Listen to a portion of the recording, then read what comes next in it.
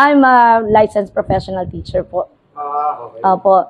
And then, teaching is my passion and my advocacy is women empowerment. Being a teacher, marami po kasi akong advocacies. One of which, yun nga po yung mabigyan ng sapat na edukasyon, libreng edukasyon ang mga estudyante. And sa akin, very fulfilling kapag meron akong mga estudyante na pag-graduate. And ang una po nagpapasalamat, actually hindi mga estudyante, yung mga magulang na tatulungan natin. And karamihan po doon ay yung mga nanay ng Alfonso Women's Council.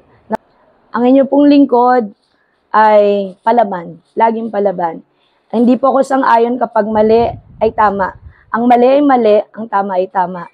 Kapag po ang sistema ay mali, talaga pong yan po ay detalyado kong chinecheck. Pagdating po sa pinansyal na aspeto, ako po ay talagang mabusisi. Alam po yan ng ating konseho. Alam po natin dito sa gobyerno natin na ang pansilo natin sa mga mamamayan, magbigay ng tupad, magbigay ng ayuda, magbigay ng AIX, magbigay ng kung ano-ano pa. Para sa akin, yung bibigay po natin na pera sa mga mamamayan, sa pamamagitan yan, 1 araw, 2 araw.